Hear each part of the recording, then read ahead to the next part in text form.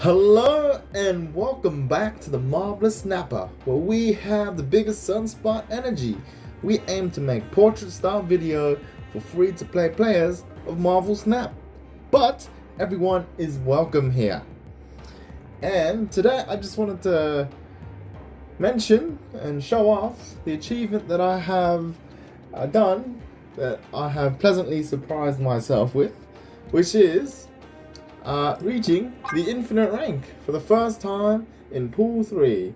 As someone who's just recently started the game, played for 2 seasons now and reached infinite in Pool 1 and Pool 2, we're very excited to show off our progress in Pool 3, being able to reach the infinite rank. I initially thought I would be using a number of different decks, but I ended up just using this budget Patriot deck. So I was going to use this deck here, or variant of this deck, which is approaching a Doom Wave or Death Wave, but missing namesake cards, unfortunately. And then I was going to use Daredevil Control with Professor X, and Storm and Jessica Jones, and alongside other control pieces like Enchantress, Killmonger, and Shang-Chi. However, my progress with this deck was rather slow, and the damage output that the deck puts out is not particularly high, or the stats of the cards I put out was not particularly high. However, this Patriot deck very much surprised me. We were able to unlock Patriot quite recently, and soon afterwards we unlocked Debris, and I think those cards are sufficient for me to make a deck out of. I also unlocked Ultron quite early on in my Pool 3 career. So those 3 cards, along with other Pool 1 and 2 cards, were sufficient for me to make a Patriot list that allowed me to reach the infinite rank. And perhaps I might want to share a few pointers along the way on how to navigate this deck, as well as perhaps how to, or suggestions as to how to reach infinite. Perhaps you're playing this deck or other decks and you might be able to gather some information as to how to approach infinite. One of the things I quickly learned about using this deck is that this is in relation to using Ultron. So Ultron's a card that generates 4 1-power drones at each other location on reveal. And these drones don't have any abilities, so they can be buffed by Patriot, which has an ongoing ability that your cards with no abilities have +2 power, but can also be buffed by Blue Marvel. Your other cards have +1 power, and Kazar, your 1 cost cards have +1 power. With relation to Ultron, the drones are very easily killed by Killmonger, a card with an on-reveal ability, destroy all 1-cost cards. So when playing Ultron, it's important to keep Killmonger in mind and try to not have priority going into turn 6. So if you have priority, then that leaves you susceptible to a final turn 6 Killmonger, destroying all the drones that are brought in by Ultron. However, if you don't have priority, then any Killmongers would have to come out before Ultron gets revealed.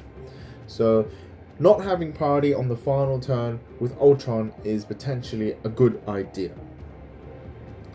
On the other hand, if you're playing against a bot and they often have the card Professor X, and Professor X prevents drones from coming down. So potentially, if you have priority, then it's a good play against Professor X. Let me try to bring up Professor X if I can find him. There we are. Lock down the location. Cards can't be added or removed. So if Professor X is already there, then your drones can't be deployed into the Professor X lane, and that can cost you quite dearly. I've had a few games where I've lost whole 8 points because they decided to put down a turn 6 Professor X while I was trying not to have priority in the case of Killmonger. So that's a sort of internal debate that you've got to have. Do you want priority or do you not want priority going into turn 6? Secondly, this particular deck is a deck that goes wide but not particularly tall. So if your opponent has units that are very powerful in a single lane, such as, for example, they might have a Dracula, or they might have Morbius. Let's say you're playing against a discard deck, or let's say they've got a turn 5 Devil Dino down, and it's very large. Then there's a significant chance that you cannot beat that, and it's good to be able to retreat when you recognize this situation. I also found that this particular deck was quite weak against any decks playing Zabu and Sarah, as well as had a lot of trouble against discard, and also cannot beat Galactus. So if I see any of those decks, I'm retreating quite early with my version of the Patriot here.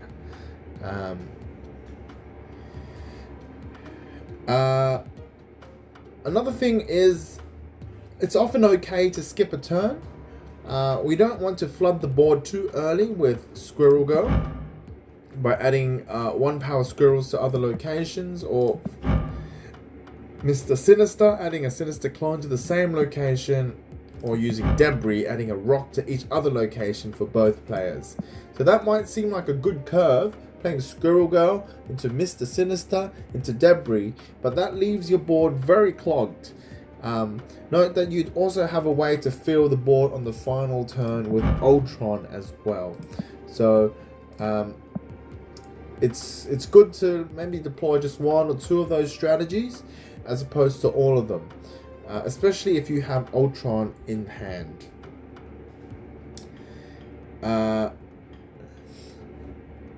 Next is just a generic tip on ranking up. It's just to assume that your opponent has the card that will kill you. For example, if you're playing a deck against a deck with She-Hulks and I don't know. Let's say you're playing a deck like that looks like Doomwave, then assume that they've got the Doctor Doom, you know. Or if you're playing against Sandman, assume that they've got the Doctor Doom into Odin. Alright? Assume that they've got the really powerful tech card. If you're playing against Galactus, then assume that they've got the Null and they've destroyed a bunch of things and that Null is extremely high. And if you know that those cards will kill you or defeat you, then you would retreat. Don't go for it and hope that they don't have the card, because you have 12 cards in the deck and you're drawing 9 of them in a typical game, then it's more likely than not that they have the card that they need. With this particular deck, location management is quite important, and turn 6 is also very important because we have very big plays on turn 6, often with Ultron or Onslaught, or dropping a number of units down.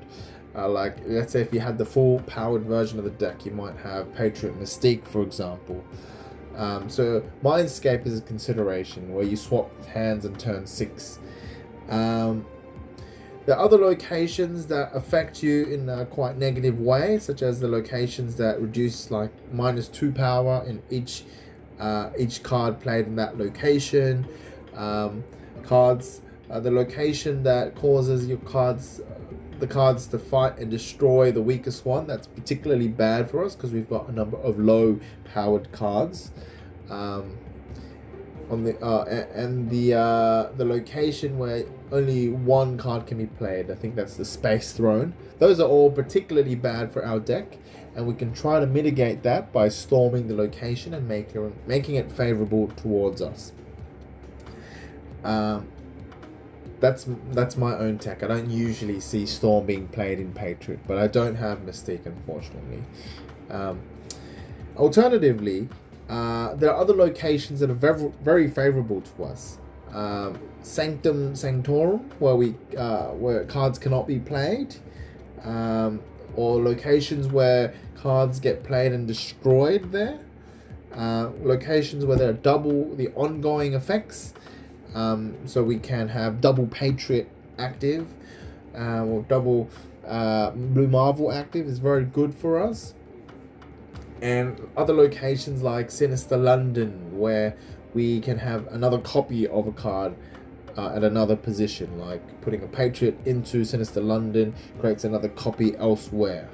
So those are all very good for us. Additionally, in my particular build of the Patriot, noting I do not have Mystique.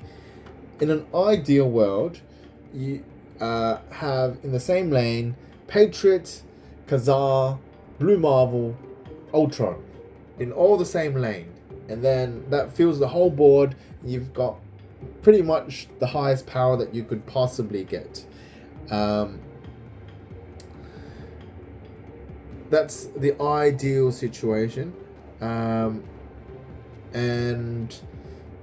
if you're playing against the bot, that will generally win the game. If you're playing against the human, that could definitely destroy your game plan. If they've got an Enchantress and they just slam it onto the board on turn 5 when you've got Patriot, Khazar and Blue Marvel.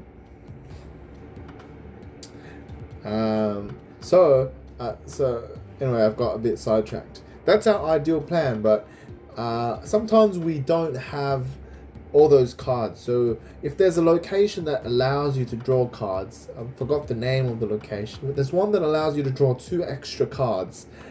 So if you do see that, then you might try to change the order in which you play cards, or the nature of the cards you play, so that you pick up more cards. Instead of drawing 9 cards a game, you're drawing 11 cards in the game, and that will let you be able to reach your win conditions if it's not in hand.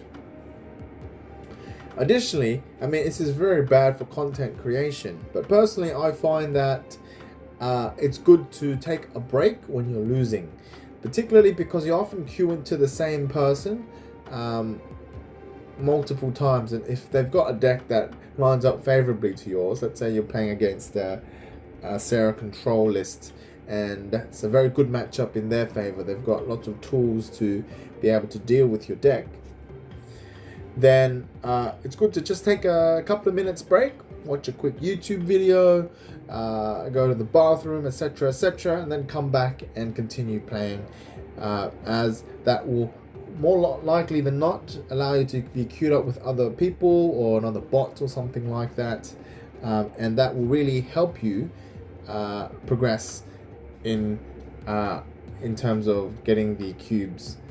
Okay. All right.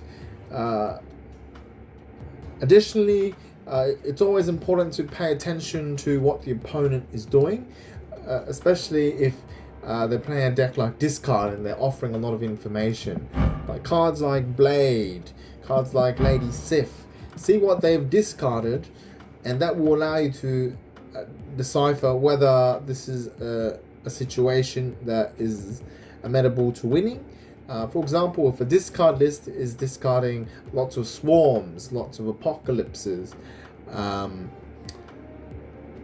or you think it's a Hela variant where they discard a lot of high power units and they probably got Hela in hand or hidden under an invisible woman, then those are unfavorable matchups. Whereas if someone's playing discard and their Blade has discarded their MODOK, their Morbius, they are not able to empty their hand out by turn 6, then that's probably a very good matchup for you, and you could win that situation.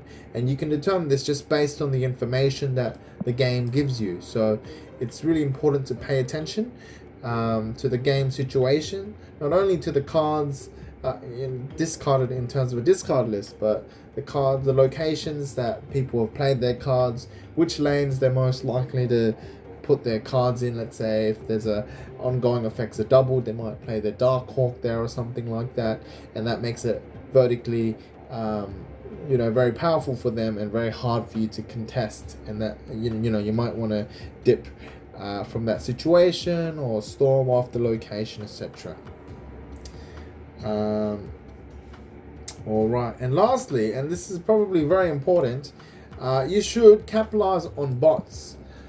I find that it's not always easy to determine whether a person is a bot or not. The only real telltale sign is if they've got a border effect without a background effect. And what do we mean by this? So when you upgrade a card to a sufficient level, you get these border effects here. Like here we've got gold glimmer flare, and it has the prism finish as well. This is just an example, but you cannot really get the border effect. That's for example, in this case, the gold glimmer flare without a prism finish. I think there are some exceptions for people who played the game during the closed beta or something like that. However, bots are able to have cards with the border effect without the background effect. So if they have a card like that, they're more likely than not a bot. And the other, I guess, it's not a 100% sure way of telling, but if they're playing the cards in a way that a human wouldn't really play them logically, then you could consider them bot-like, and you could exploit that to your advantage.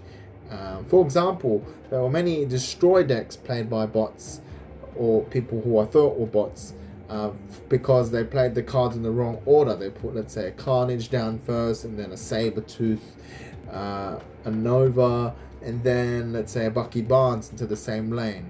Whereas the order of those cards is very important, and that would suggest to me that the AI is not able to determine the correct order in which to play those cards in a lane.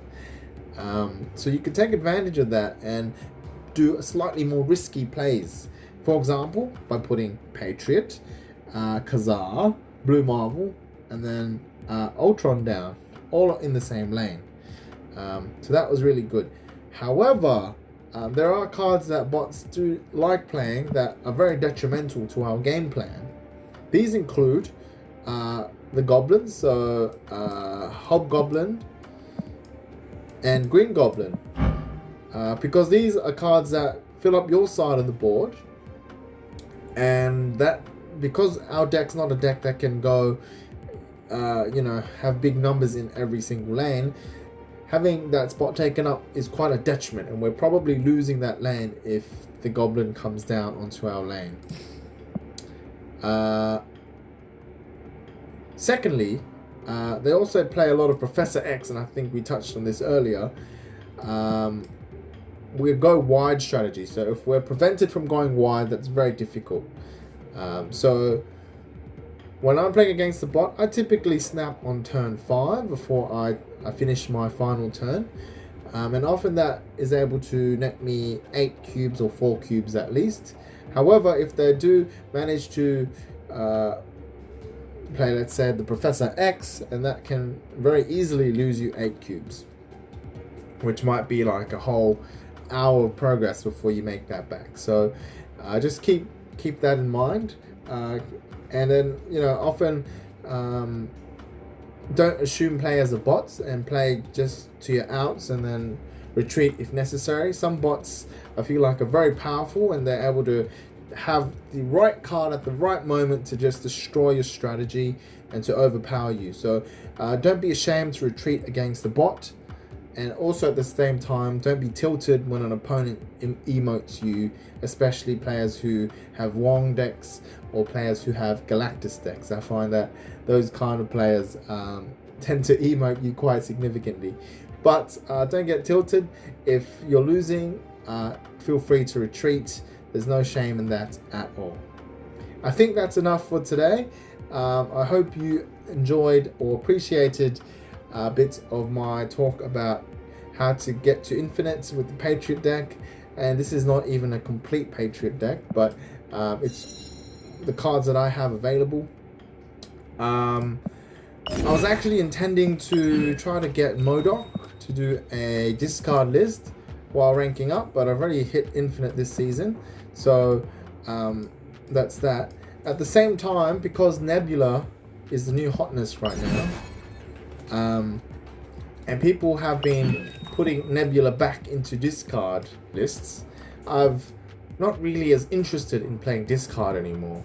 What I actually want to do is start getting into the Destroy archetype, and I saw a list by Jeff Hoogland with Shana and Null and Death. So I'm hoping to unlock Null through the series token shop, pin him, and I'm not sure if it's male or female, but pin that character and get them for 1,000 collector tokens, then use the free unlock to get Death, and then hopefully purchase Shana. I think she becomes a Series 3 in the next 1 to 2 months, so I'm hoping I don't have to use 3,000 collector tokens for her when the time comes for the next season. But anyways, that's the plan for the near future. I'm just going to play a few decks just for fun now, because we've already hit the infinite rank, and then we can try to make some content around these brood decks. I hope you enjoyed today's session, and I'll see you all next time. Bye now.